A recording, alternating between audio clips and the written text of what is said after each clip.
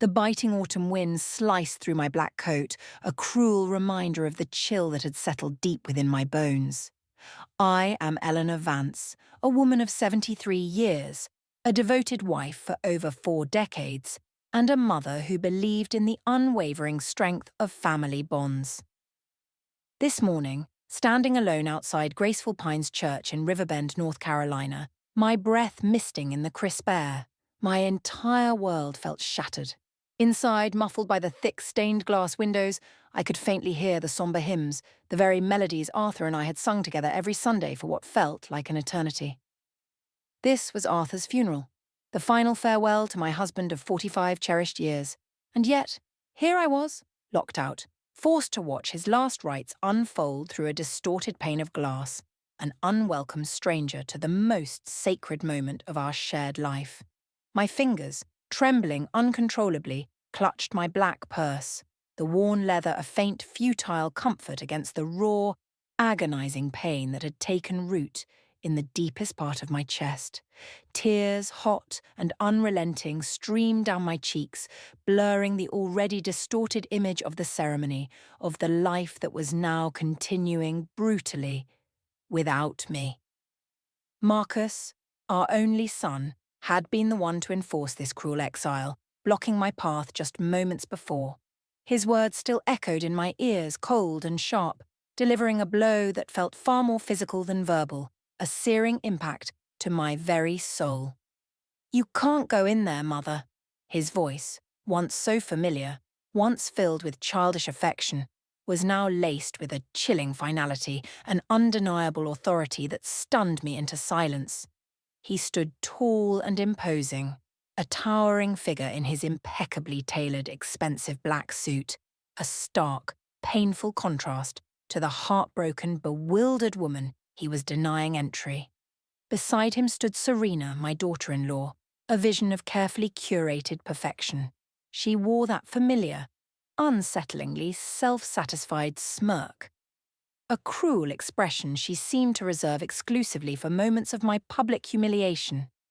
I saw her whisper something into his ear, a subtle, almost imperceptible suggestion, yet one that held an undeniable, venomous power. His jaw tightened almost instantly, his already rigid resolve hardening further, his gaze hardening into an unyielding stare that refused to meet mine. "You don't deserve to be here after what you put Dad through," he had stated, his voice flat, devoid of any genuine emotion, as if he were merely reciting a script. The accusation itself was so absurd, so profoundly, inexplicably cruel, that it stole my breath, leaving me gasping for air, utterly speechless, incapable of finding the words to defend a lifetime of unwavering love, of selfless devotion, of a partnership that had defined my entire adult life. What precisely had I put Arthur through? The thought hammered at my mind, a relentless, torturous refrain.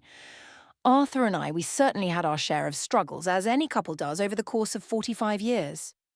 Life, after all, is rarely a smooth, unblemished path. We had weathered countless storms together, from financial setbacks to personal heartaches. We had celebrated every triumph, big and small, with equal fervour, finding joy in each other's successes. We had grown old side by side, our lives intertwining into a single cohesive tapestry, woven with threads of deep affection, unwavering loyalty, and mutual respect. How then could Marcus, our own flesh and blood, the child we had raised with such boundless love and hope, twist our beautiful, imperfect, utterly real relationship into something ugly and contemptible? He seemed utterly convinced by his own righteous anger, an anger that, I realized with a chilling clarity, was almost certainly fueled by Serena's insidious whispers. It became agonizingly, painfully clear that Serena had meticulously worked on him for months, perhaps even years, planting tiny poisonous seeds of doubt and resentment in his mind. She had cultivated a twisted narrative of my supposed villainy, painting me as a burdensome, manipulative figure in his father's life, slowly, subtly, eroding the very foundation of our family. I watched, helpless, as our neighbours, people who had known Arthur and me for decades, friends from our bridge club, former colleagues from Arthur's accounting firm, filed solemnly into the church. I was a silent witness to my own exclusion. Some glanced my way with genuine confusion, their expressions clearly wondering why I wasn't inside, why I wasn't taking my rightful, honoured place at my husband's funeral. Others quickly averted their eyes, a flicker of embarrassment in their gaze, perhaps uncomfortable to witness such a raw public display of my apparent disgrace, my profound humiliation. Mrs. Jenkins, our kind, elderly neighbour from next door, a woman I had shared countless cups of tea and garden advice with, actually started walking towards me, her weathered face etched deeply with concern, a rare glimmer of human warmth in the biting cold. But Serena, ever the calculating manipulator, intercepted her smoothly, her movements fluid and practiced, linking arms with Mrs. Jenkins and guiding her into the church with some hushed, whispered explanation. I watched, my heart sinking further as Mrs. Jenkins's expression shifted from confusion to what looked alarmingly painfully like pity. Standing there on the cold sidewalk, the September wind cutting relentlessly through my thin coat, I felt a profound, aching loneliness, a sense of isolation more intense, more complete than I had ever experienced in my 73 years. The organ music swelled inside the church, the familiar hymns that Arthur and I had sung every Sunday for decades, now echoing like a cruel, mocking fanfare of my exclusion, a soundtrack to my despair. Through the stained glass, its colours muted by my tears, I caught fleeting glimpses of the ceremony I should have been an integral part of. I saw Marcus standing at the podium, undoubtedly delivering a heartfelt, eloquent eulogy about his father. I imagined the nodding heads, the dabs of tissues at misty eyes. It seemed like a proper goodbye, the dignified farewell Arthur so deserved. But it was happening without me, as if I had never existed, as if my 45 years with him, our beautiful, intricate life together, were merely a forgotten footnote, erased from the narrative of his existence. The moments stretched into what felt like an eternity, each ticking second a fresh lacerating wound upon my already raw heart. I thought with a profound ache of all those countless nights I sat vigilantly by Arthur's bedside during his final grueling illness. I held his frail hand, feeling the delicate pulse beneath my fingers as he slept, fitfully, his breath shallow, a constant reminder of the life slowly ebbing away.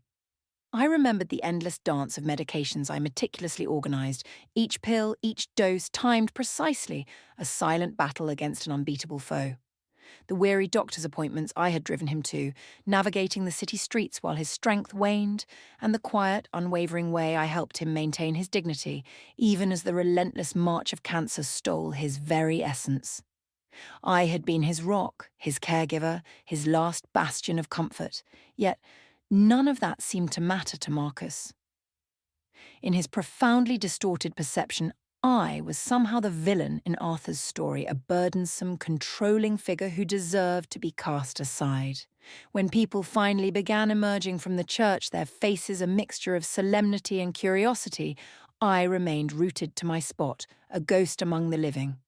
The pallbearers, Marcus, looking unnervingly pleased with his newfound authority, and 5 of Arthur's oldest friends, carried the ornate casket towards the waiting hearse. Each measured step they took felt like a deliberate blow to my chest. I pressed myself harder against the rough bark of a large, ancient oak tree, desperately wishing to become utterly invisible, to simply vanish as the funeral procession began to form, solidifying my exclusion.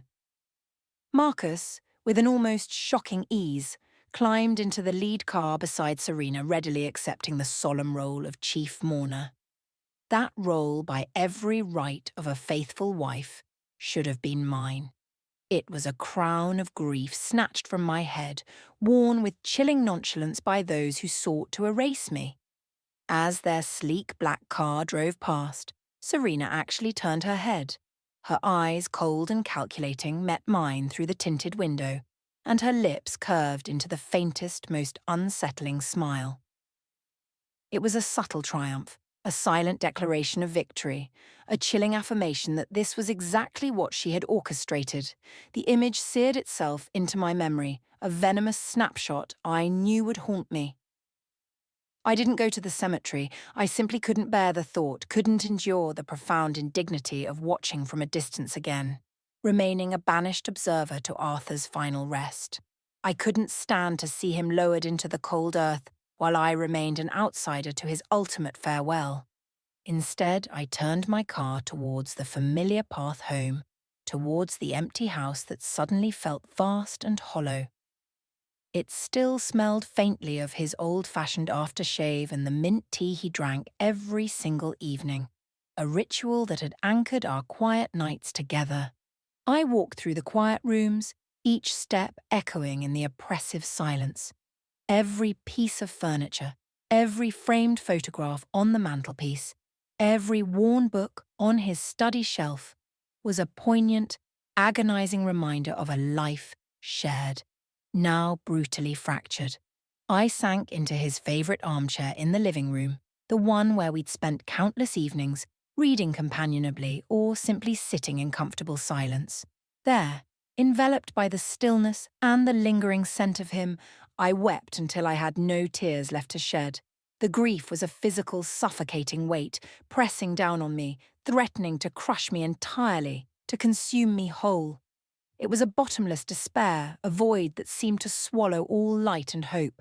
But even through the suffocating haze of my sorrow, something else began to stir deep inside me. It was a quiet determination, an ember, fragile at first, but with a surprising persistent warmth. It was a surge of strength that seemed to rise, unbidden, from the very ashes of my humiliation. Marcus believed he could erase me from Arthur's life, that he could simply rewrite our entire history to suit his cruel, self-serving narrative. He thought he could humiliate me, cast me aside, leaving me to crumble into nothingness, to simply accept my fate, without a fight. He was profoundly, absolutely wrong. Arthur, always a careful, methodical man in everything he did, was a creature of habit and precision. He planned meticulously, considered every minute detail, left no stone unturned in his endeavours, whether it was balancing his ledgers or planning our annual garden display. His mind, even in illness, was sharp, analytical, always several steps ahead. As I sat in that empty house, the echoes of his life surrounding me, I began to remember things he had said in those final, difficult weeks, whispers that had seemed disjointed or confused at the time. Comments that hadn't quite made logical sense then, easily dismissed as the ramblings of a man fading away. But now, with this fresh, burning humiliation searing my chest, those seemingly random words began to coalesce, to form a chillingly clear, undeniable pattern. "Trust me, Eleanor," he had whispered one night, his voice raspy with pain, barely audible above his laboured breathing. "I've made sure you'll be taken care of. Marcus doesn't know everything." The memory was vivid, the low light of the bedside lamp, casting long shadows, his eyes, though weary, holding a steady, reassuring gaze. At the time, I had simply assumed he was trying to comfort me about our finances. His words had been a balm, a promise of security. But now, a new unsettling thought took root, blossoming rapidly into a full-blown suspicion. What if Arthur had known something more profound, something far darker? Had he, with his sharp, perceptive mind, seen through Marcus's carefully constructed facade? Had he, in those final, painful days, anticipated this cruel betrayal, this cold, calculated attempt to strip me of everything? A cold knot formed in my stomach as the implications settled in, heavy and undeniable. Tomorrow Marcus would undoubtedly call a family meeting to discuss Arthur's affairs, a formal pronouncement of his control. He would want to take command of everything, just as he had seized ruthless control of the funeral. But Arthur, my methodical, careful Arthur, had been keeping secrets, carefully guarded truths throughout our 45 years of marriage. He had always been a man of quiet layers, his depths often surprising me even after decades together. Perhaps, Just perhaps, it was finally time for some of those long-held secrets to come to light, to burst forth and illuminate the darkness Marcus and Serena had cast upon our lives. This thought, unsettling in its potential ramifications, yet strangely empowering in its promise of justice, flickered within me, a tiny ember of hope, in the vast, consuming darkness of my despair. It was a fragile hope, yes, but it was profoundly there, a spark that refused to be extinguished. The call came exactly 1 week after the funeral. I was watering Arthur's prize-winning tomato plants, a small ritual in a life turned upside down. Marcus's voice on the phone was businesslike, cold, devoid of warmth. "We need to meet about Dad's estate. Tomorrow, 2 o'clock, at the house." He spoke as if it were his house, his decision entirely. "Of course," I replied, forcing my voice steady, refusing to let him hear the tremor that threatened to betray my fragile composure. "I'll be there," he then added, with an almost imperceptible hint of disdain. "Bring whatever financial documents you have access to. We need to get everything sorted out properly, you know." The way he emphasized properly made my stomach clench, a familiar knot of resentment forming. It was as if I'd been managing Arthur's affairs improperly all these years, as if I needed his permission to handle matters in the home I had shared with his father for over 4 decades. His presumption was a fresh indignity piled upon my grief. I spent that evening immersed in Arthur's study, a room that had always been his sanctuary. His large mahogany desk, usually meticulously organized, now felt like an archaeological dig as I went through its contents. I gathered papers I thought might be relevant: faded bank statements, thick insurance policies, the familiar deed to the house, all the mundane yet vital documents that quietly comprise a life. My hands shook slightly as I organized everything into a worn leather folder, the faint scent of old paper and Arthur's pipe tobacco clinging to them. Throughout this quiet, solitary task, Arthur's whispered words echoed in my mind, a persistent refrain: "Marcus doesn't know everything." The phrase had been a vague comfort before, now it was a tangible anchor, a growing conviction that there was indeed something more, something Arthur in his wisdom had foreseen and prepared for. The thought infused me with a fragile courage, a silent defiance against the injustice I knew awaited me. The next afternoon I arrived at what had been my own home, but now felt foreign and unwelcoming. Marcus's luxury SUV was already parked in the driveway, alongside Serena's sleek red BMW and another unfamiliar car. I let myself in with my key. The silence that followed was heavy, broken only by a sharp, impatient tone emanating from the dining room. I walked towards the sound, stepping into the room where Arthur and I had shared thousands of meals. Now it felt chillingly like a courtroom. Marcus sat at the head of the table in Arthur's place, with a formidable array of papers spread before him like a meticulous prosecutor. Serena sat to his right, perfectly groomed, her manicured fingers drumming silently with barely contained impatience. To Marcus's left sat a man I didn't recognize, Mr. David Chen. "Dad's attorney," Marcus announced. "He's going to walk us through the will and estate planning." I moved toward one of the empty chairs, the same one I'd sat in for decades. But before I could even settle, Marcus's voice stopped me cold. "Actually, Mother, this meeting is for immediate family members only." I froze, my hand still resting on the chair, my breath catching. "I'm sorry, what?" Serena looked up with those cold blue eyes, not even bothering to conceal her satisfaction. "Marcus means this is for people who actually have a stake in Arthur's estate." The words hit me like a slap, stinging with unexpected cruelty. I looked at the papers, the unyielding expressions, the way they were all looking at me, judging, dismissing, as if I were an unwelcome intruder. "Arthur was my husband," I said quietly, a raw plea. Marcus's jaw tightened. "Yes, and you made his life miserable for the last 10 years, didn't you? Did you think we didn't notice how you controlled everything? How you kept him from his friends? How you made him feel guilty for wanting to spend time with his own son?" Each accusation felt like another nail being driven into my coffin. None of it was true, but the conviction in Marcus's voice was so absolute, It made me question, for a fleeting moment, if he actually believed these malicious lies. "Marcus, that's not—" I started, but he cut me off. "This table is for people who have rights to something here, people Dad actually cared about." The sheer cruelty took my breath away. I stood there, clutching my folder, feeling smaller and more insignificant than ever. My own son was telling me his father hadn't cared about me. Mr. Chen shifted uncomfortably. "Perhaps we should discuss this privately," he suggested. "No," Marcus said firmly. "Mother needs to understand her position here. Dad may have felt obligated to stay married to you, but that doesn't mean you're entitled to anything that should rightfully go to his son." Serena leaned forward, her voice sickeningly sweet, dripping with feigned concern. "Eleanor, surely you understand that Marcus has been the one Arthur really depended on. You're comfortable enough with your social security and that small savings account. Marcus has a family to think about, real responsibilities."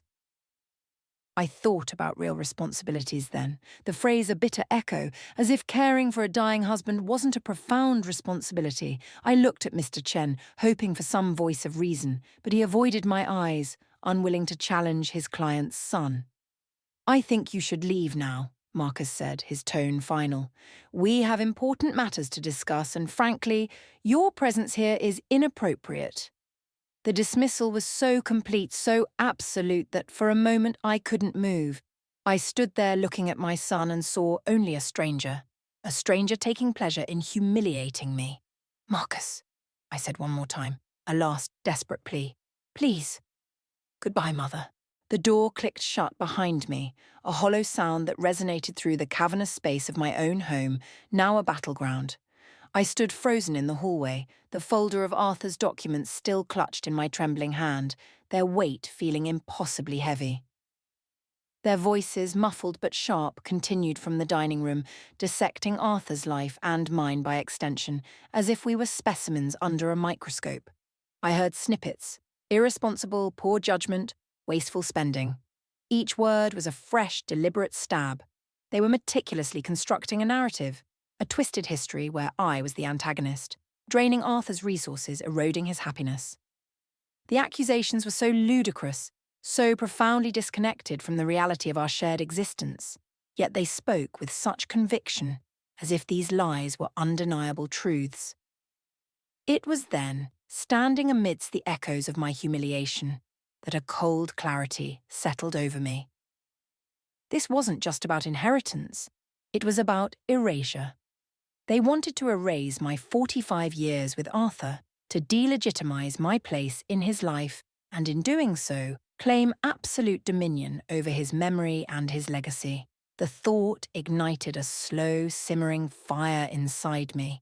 My initial shock and grief began to morph into something else, a steely resolve. Arthur had been a man of careful habits, a man who believed in order and preparation. He was not one to leave things to chance, especially not matters of such profound importance as his family's future.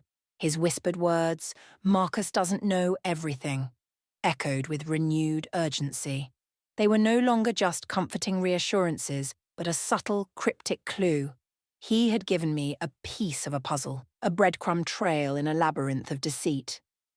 I thought back to his last few months, his declining health, the subtle changes in his routine. He'd spend longer hours in his study, often late into the night, the faint glow of his desk lamp visible from our bedroom. He'd become more secretive with his briefcase, always keeping it locked, even from me, a minor eccentricity I had never questioned. He'd also made an unusual number of trips to the bank, always alone, always insisting he could manage on his own, even when his legs were weakest. At the time, I'd worried he was simply trying to maintain a semblance of independence, a final act of self-reliance as his body failed him.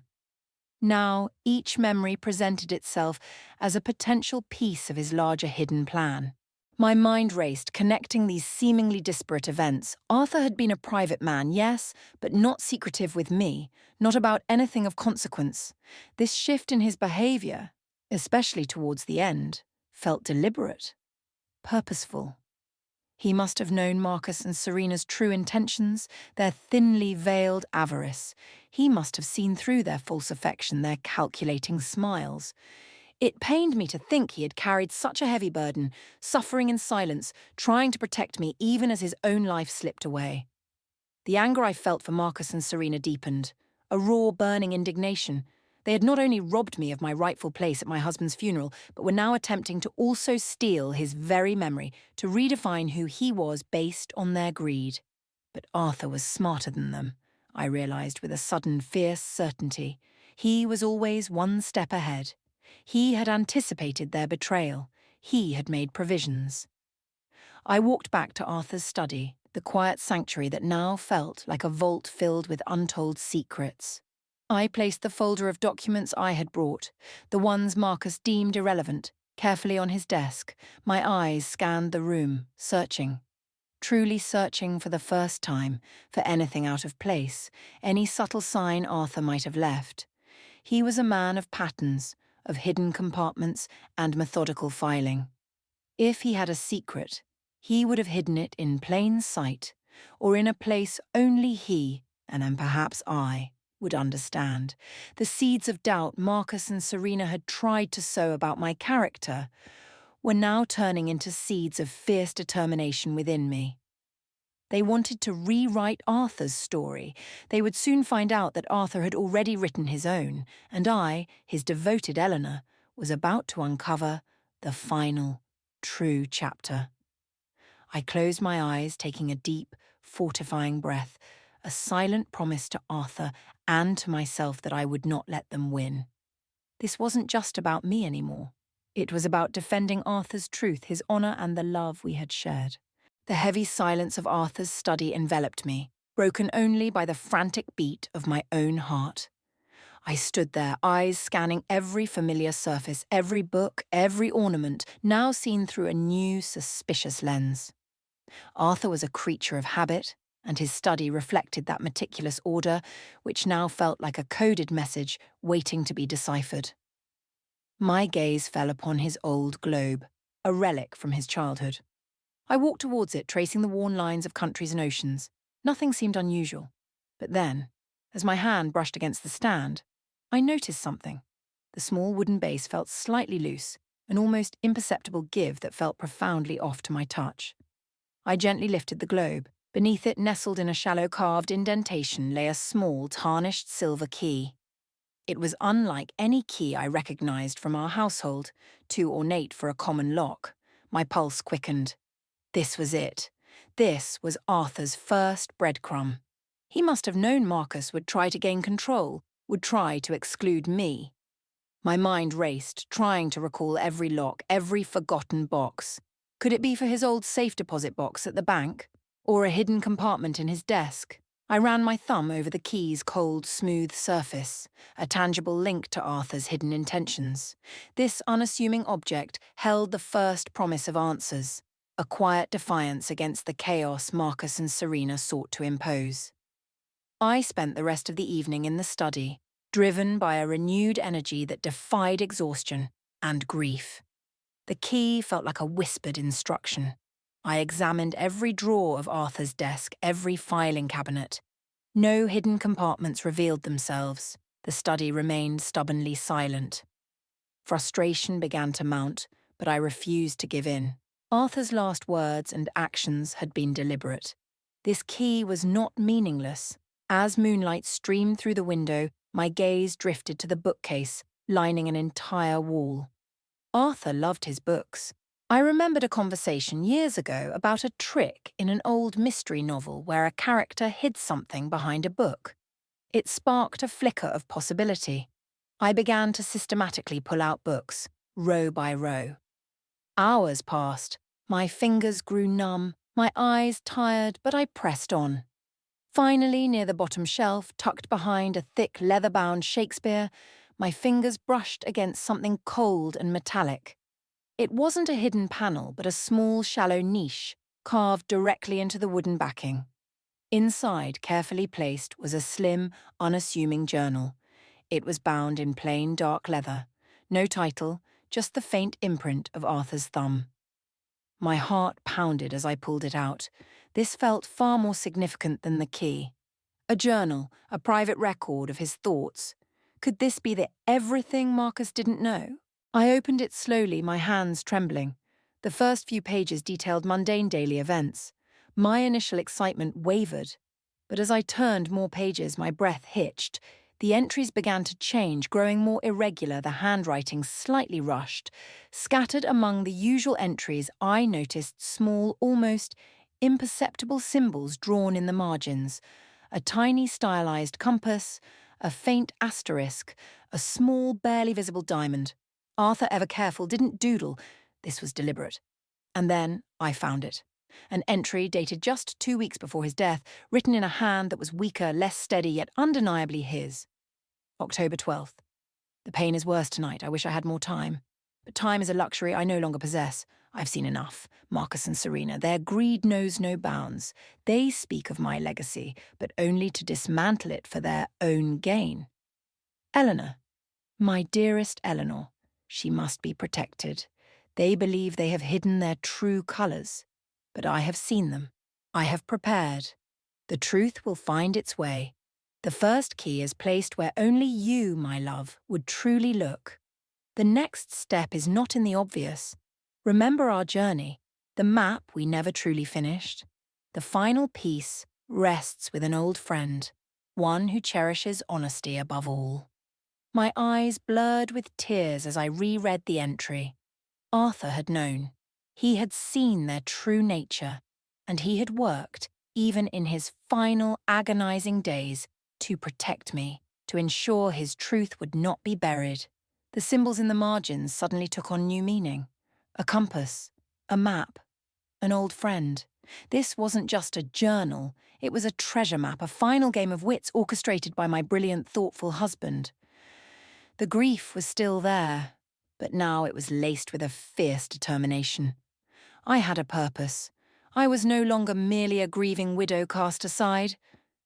I was Eleanor, Arthur's partner, and I was about to embark on a journey to uncover his final wishes and expose the truth. The battle had just begun. The sun had begun its slow ascent by the time I finished poring over Arthur's journal. The words, his final testament, resonated with such force that sleep felt impossible. My grief was still raw, a constant ache in my chest, but now it was interwoven with a profound sense of purpose. He hadn't just left me behind, he had left me a mission, a final directive to uncover his truth. The symbols in the margins of his journal, those tiny enigmatic marks, pulsed with a newfound significance. A compass, a map, an old friend. These were not random doodles of a fading mind. They were clues meticulously placed for me to find, a silent conversation between us, extending beyond the grave. The phrase map we never truly finished immediately sprang to mind, clear and vivid amidst the haze of my memories. Arthur and I had always shared a love for quiet adventures, for exploring old antique shops and forgotten towns that time seemed to have overlooked. Years ago, on a memorable road trip through the charming rocky coastline of New England, we'd stumbled upon a quaint little gallery. There we'd purchased a beautiful, intricately hand-drawn map of historic lighthouses along the Maine coast. It was more an artistic piece, a whimsical illustration filled with intricate details and charming drawings of seagulls and fishing boats, than a precise navigational tool. We'd always intended to frame it, to hang it in his study as a reminder of that wonderful summer. It lay rolled up in a dusty cardboard tube in the attic, a forgotten relic of happier times, a simple souvenir. Could that be it? Could that seemingly innocent piece of art hold the next piece of Arthur's elaborate puzzle? The idea seemed far-fetched, almost like something out of one of his beloved mystery novels, a grand theatrical gesture. But with Arthur, nothing was ever truly as it seemed. His genius lay in his quiet subtlety. I crept up to the attic, the old familiar floorboards groaning softly underfoot with each step, each creak sounding impossibly loud in the pre-dawn stillness of the house. The air up there was cool and dry, heavy with the comforting scent of forgotten treasures, old wood, and mothballs. I rummaged through countless dusty boxes filled with old linens, holiday decorations from decades past, and various pieces of discarded yet sentimental furniture until my fingers brushed against a long, cylindrical cardboard tube. Pulling it out into the dim light filtering through the small attic window, I saw the faded handwritten label. Main Lighthouses, Summer, 95. A potent wave of bittersweet nostalgia washed over me, a brief, sharp pang of what we had lost, but quickly replaced by renewed determination. This was it. I carried it carefully downstairs, clutching it like a fragile treasure back to the study, which had quickly transformed from a place of intellectual retreat to my sanctuary and, now, my central command station for this unexpected quest.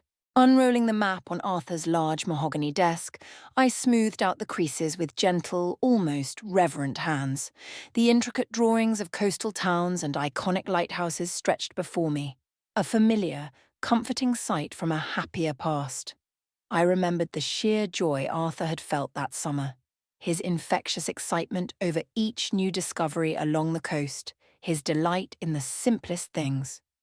My eyes immediately went to the margin, scanning it intently, mirroring the pattern of the journal, searching for the hidden marks, and there, almost invisible against the aged parchment, so subtle they could easily be missed by an untrained eye, were more of Arthur's tiny, deliberate symbols.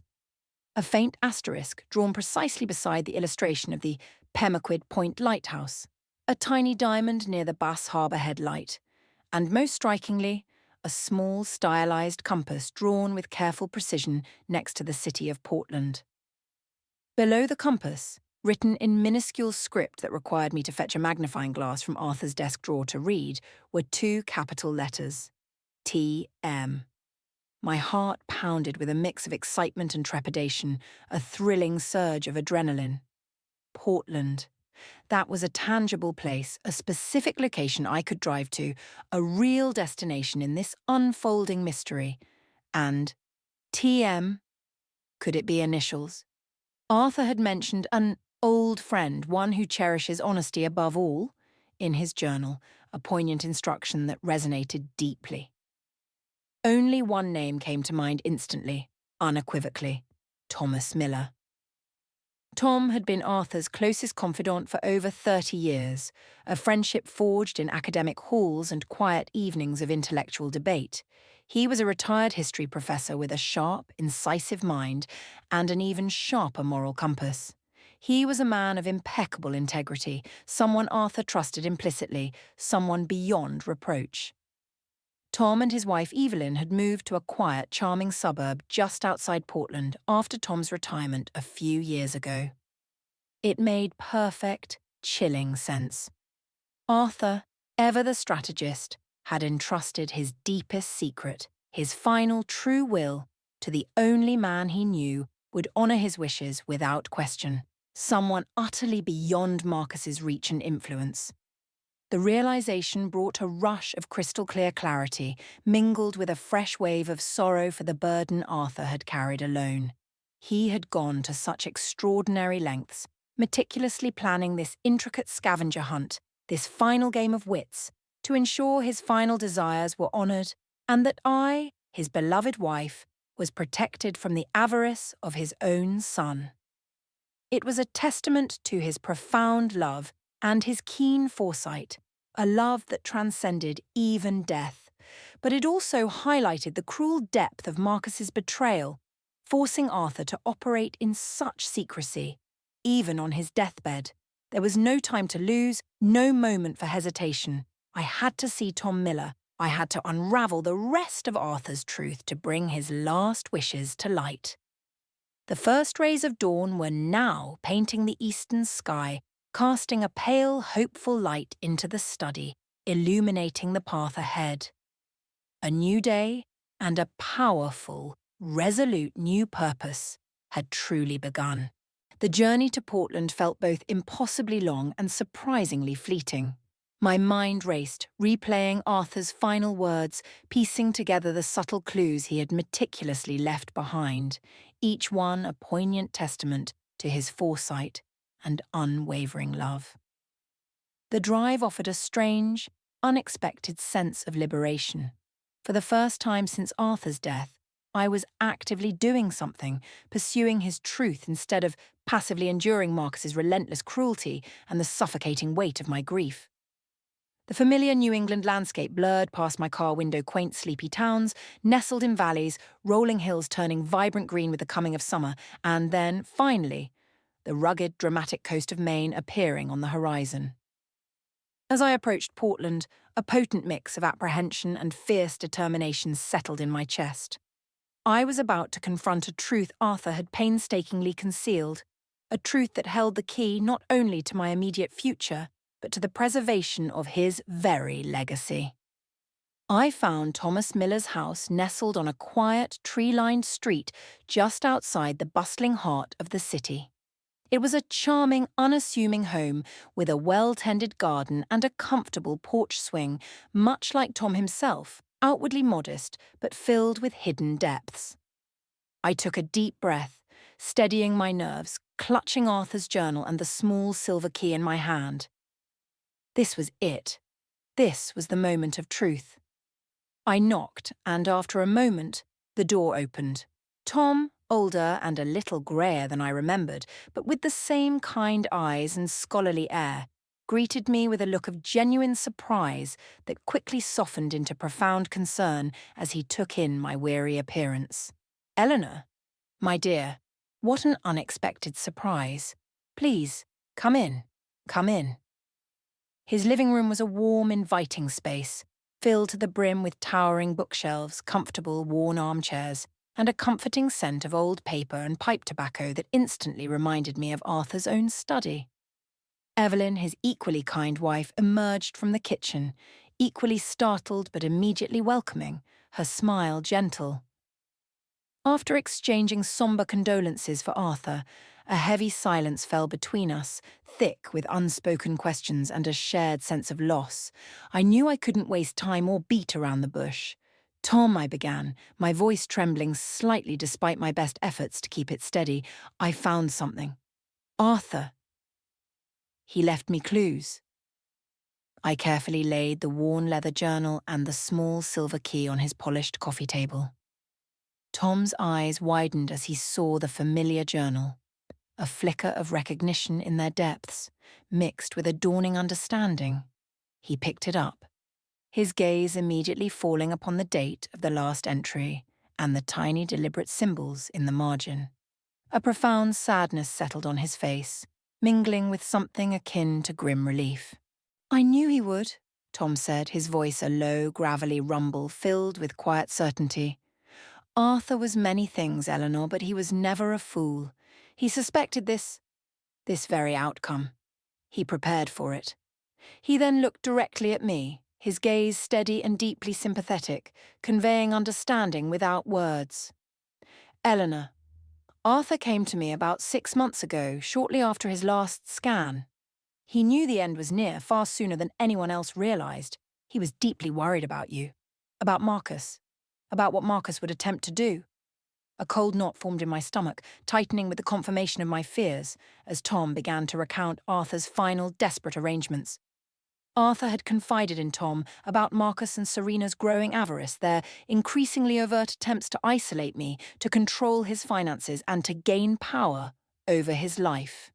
He had seen through their performance, their feigned concern, their calculating smiles. He knew they would try to cut me out entirely the moment he was gone. "Arthur spent weeks meticulously planning," Tom continued, his voice heavy with the weight of shared confidence and a deep admiration for his friend. "He created a new will, Eleanor, a final, definitive one, and he asked me to hold on to it, to keep it secret, to ensure it only came to light when the time was absolutely right, when he knew you would need it most, when you were at your most vulnerable." My breath hitched in my throat. A new will. This was beyond anything I had dared to imagine, a wild hope I hadn't even consciously formed. "He wanted to protect you from this very scenario, this callous attempt to disinherit you," Tom explained, gesturing vaguely in the direction of my home, where Marcus and Serena still likely celebrated their false victory. "He predicted their every move, Eleanor. He knew them." He then rose and walked to a large antique barrister bookcase in the corner of the room, its glass doors gleaming. He reached behind a thick, unassuming volume, a book on Roman history, I noted distantly, something Arthur would have loved, pulling out a thick, sealed, official-looking envelope. This is it, Eleanor. This is Arthur's true will, the one they don't know about. My heart pounded, a drum solo in my chest. The document, crisp and formal, felt like a powerful weapon, a shield, a promise. Arthur had not abandoned me. He had fought for me, meticulously, brilliantly, even from his deathbed. A wave of profound love and overwhelming gratitude washed over me, eclipsing for a moment the bitterness of Marcus's betrayal and the raw edges of my grief. The battle wasn't over, but now I held Arthur's truth, his ultimate act of love and defiance, firmly in my hands. The game was about to change. The crisp crinkle of the envelope in my hand was the only sound in Tom's study, momentarily drowning out the quiet hum of the world. My gaze was fixed on the stark lettering. Last Will and Testament of Arthur Bartholomew Sterling. It felt surreal, holding this tangible proof of Arthur's enduring love. Tom, seeing the complex mix of emotions warring on my face, gently guided me to an armchair. "Read it, Eleanor," he urged. "Arthur wanted you to know everything." My fingers, still slightly trembling, broke the seal. The document was surprisingly concise. Arthur had indeed left everything to me, not just the house and our joint accounts, but a substantial, independently managed trust fund designed to bypass any claims from Marcus or Serena. Explicit clauses stated that contesting the will meant immediate disinheritance. My name was listed as the sole beneficiary, with clear instructions for my well-being. It was a masterpiece of careful planning, leaving no loopholes for Marcus's avarice. But the most astonishing part was Arthur's accompanying letter, tucked into the final pages.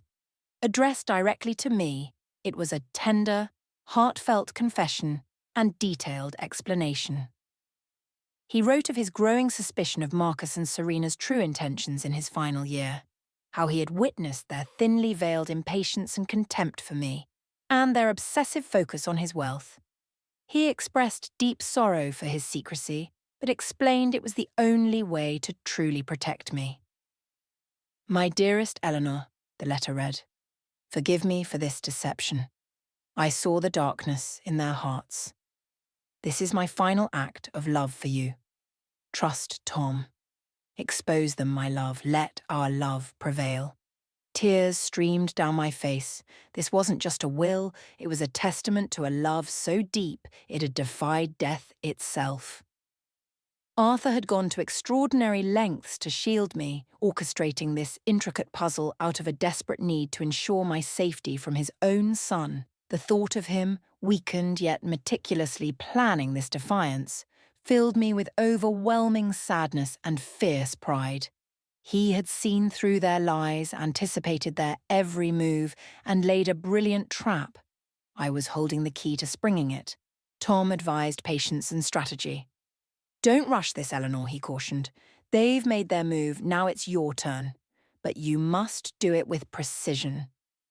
My initial instinct was to rush back and confront Marcus, but Tom's calm approach helped temper my raw emotion.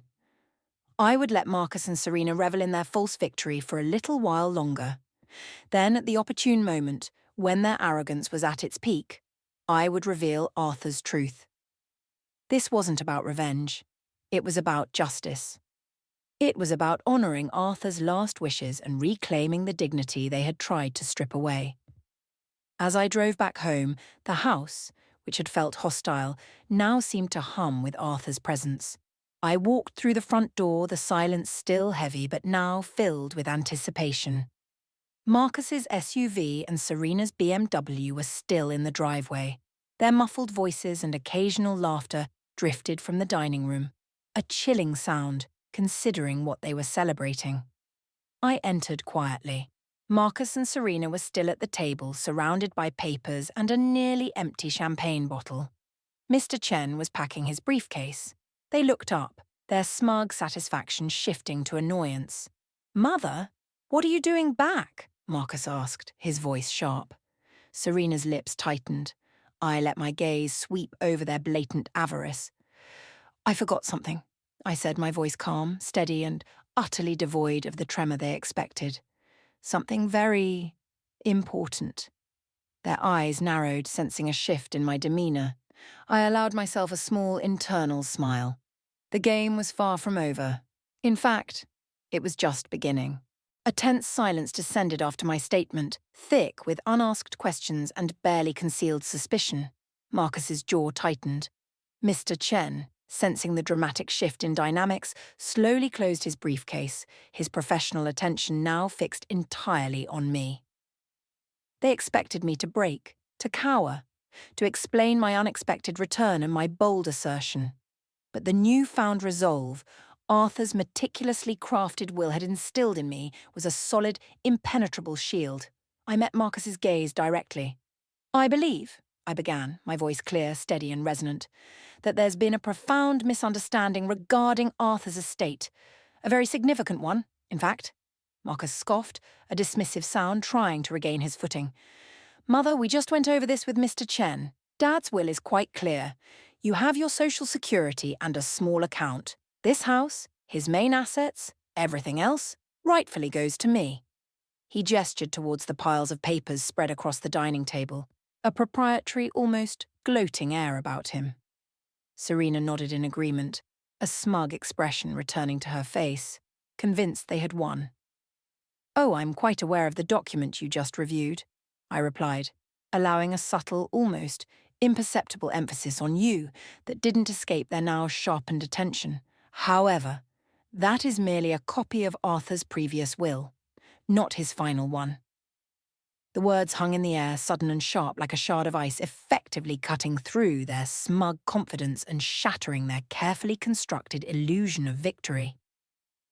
Marcus froze mid-gesture, his hand halfway to the champagne glass. Serena's eyes snapped wide open in disbelief, her polished nails digging instinctively into the rich mahogany table. Mr. Chen, ever the composed professional, subtly adjusted his glasses, a flicker of intrigued curiosity, perhaps even surprise, in his usually impassive gaze. "What are you talking about?" Marcus demanded, his voice rising, a distinct tremor of uncertainty, now replacing his earlier arrogance. "Dad wouldn't do that. He'd never change his will without telling me. This is ridiculous." His denial was a desperate, almost childish plea, born of a dawning fear. "Wouldn't he?" I countered softly, allowing just a hint of carefully controlled weariness to enter my tone, a subtle reminder of the thoughtful private man they had supposedly cared for but so clearly underestimated. Arthur was a very private man towards the end, wasn't he? Especially when he realized certain difficult truths about the people closest to him. My words were carefully chosen, precise and cutting, designed to plant irrefutable seeds of doubt, to hint at a deeper, more profound betrayal they had yet to comprehend or admit. I reached into my bag slowly, deliberately, pulling out the sealed, pristine envelope Tom had given me. Its crisp white surface stood in stark contrast to the faded, handled papers already strewn across the table. "This," I stated, my voice ringing with quiet authority as I placed it gently on the table, sliding it directly towards Mr. Chen, "is Arthur's true, final will and testament. It is dated precisely 2 weeks before his passing.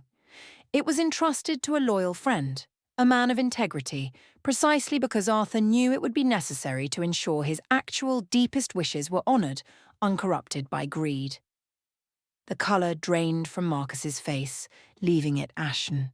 Serena's hand flew to her mouth, her eyes fixed on the envelope as if it were a venomous snake about to strike. The carefully constructed courtroom they had created, the stage for their triumphant fraud, shattered around them, replaced by the chilling, undeniable reality of Arthur's brilliant foresight and their impending, devastating defeat. The silence that followed was deafening, heavy with their dawning realization and the bitter metallic taste of their meticulously planned downfall. The game, as I had predicted, had truly begun, and they were utterly unprepared for its true rules. The silence that followed my pronouncement stretched taut, vibrating with shock and disbelief. Marcus's ashen face twisted in a desperate attempt to regain control. his eyes darting from me to the pristine envelope now resting on the table. Serena, usually so poised, looked utterly devastated, her carefully constructed world crumbling around her. Mr. Chen, the lawyer, was the first to break the stillness. He picked up the sealed envelope, his movements slow and deliberate, his professional curiosity overriding any discomfort. "May I, Mrs. Sterling?" he asked, his voice calm, respectful, a stark contrast to the venomous tones Marcus had used just moments before. I simply nodded, my gaze unwavering from Marcus's stunned expression. As Mr. Chen carefully opened the will, a tangible wave of tension filled the room. The soft rustle of the paper was the only sound, each second stretching into an eternity. Marcus and Serena leaned forward, their faces a mixture of desperate hope and mounting dread. Mr. Chen's eyes scanned the document, his brow furrowing slightly, then smoothing out. He turned a page, then another, his silence building the suspense to an almost unbearable pitch. Finally, he looked up, his gaze solemn as it settled on Marcus, then Serena, before finally resting on me. "This document," he began, his voice clear and measured, "is indeed a valid last will and testament dated October 12th, the year of Mr. Sterling's passing. It was properly executed and witnessed." His words were like a death knell to Marcus's ambitions. Marcus erupted. "No, that's impossible. Dad would never. This is a fraud, Mother. You put her up to this, didn't you, Mr. Chen? Some kind of sick joke." His voice was wild, cracking with a frantic desperation, his hands clenching into fists. Serena, though paler, remained silent, her eyes wide with terror, recognizing the unassailable authority in Mr. Chen's tone. "Mr. Sterling," Mr. Chen stated, his voice firm, cutting through Marcus's outburst, "this document explicitly revokes all prior wills and testaments, and it clearly designates Mrs. Eleanor Grace Sterling as the sole beneficiary of Mr. Arthur Bartholomew Sterling's entire estate." He paused, allowing the gravity of his words to sink in. "Furthermore," he continued, his voice hardening, "it contains a disinheritance clause. Any party attempting to contest this will or to challenge its validity shall forfeit any and all claims to the estate, and any previous provisions made for them will be null and void." The implications were devastating. Marcus wasn't just losing his imagined inheritance. He was losing everything he thought he had. His face twisted in a grotesque mask of fury and utter defeat. You conniving old witch," he spat, his voice laced with pure hatred. "You planned this, you always hated me." Serena, seeing their world collapse, finally found her voice, a high-pitched wail. "This isn't fair. Arthur promised. He promised us." I remained silent, allowing their meltdown to unfold, their raw greed and ugliness finally laid bare. Arthur's letter, his love and foresight, had protected me. This was the justice he had orchestrated. Mr. Chen, after a moment, cleared his throat. "I advise you both to contact your own legal counsel immediately. There is nothing more to discuss here." The cold reality of their situation slammed into them. The battle was won, not with shouts, but with the quiet, undeniable truth of Arthur's last loving act. The chaos that erupted in the dining room slowly subsided, replaced by a chilling, desperate silence. Marcus and Serena stood frozen, their faces contorted in a grotesque mix of fury, disbelief, and dawning horror, the full, crushing weight of their defeat settling heavily upon them. Mr. Chen, having delivered the final undeniable blow, meticulously finished packing his briefcase, his presence a quiet, unwavering testament to the unassailable legal truth. He offered a curt nod to me, a flicker of something akin to respect, or perhaps just professional acknowledgement, in his usually impassive eyes, before smoothly exiting the room. He left the three of us in the stark wreckage of their broken ambitions, the remnants of their champagne celebration a bitter mockery. The air was thick with unspoken recriminations, a heavy, suffocating blanket. Marcus finally managed to stammer, his voice hollow and stripped of its earlier arrogance. You, you can't do this. This is our inheritance, our right. He seemed to shrink before my eyes, his entitlement exposed as a flimsy, pathetic shield. Serena, tears now streaming freely down her carefully made-up face, looked at me with an intensity that bordered on pure, unadulterated hatred. How could you, Eleanor? After everything Arthur did for you. After all these years, you would betray his wishes like this. The breathtaking irony of her words was a bitter, metallic taste in my mouth. They were so utterly consumed by their own perceived injustice, so blinded by their greed that they couldn't possibly comprehend the true depth of their own cruelty and manipulation, or Arthur's reasons for acting as he did. I didn't dignify their accusations with a response. There was simply no point in arguing with minds so thoroughly blinded by avarice and self-pity. Their rage was a performance, a last desperate gasp of control, but it held no power over me now. Instead, I simply turned and walked away, my back to their sputtering fury, leaving them amidst their ruined plans and the bitter ghost of their former triumph. Each step felt impossibly lighter than the one before, imbued with Arthur's enduring strength and the quiet vindication of his love.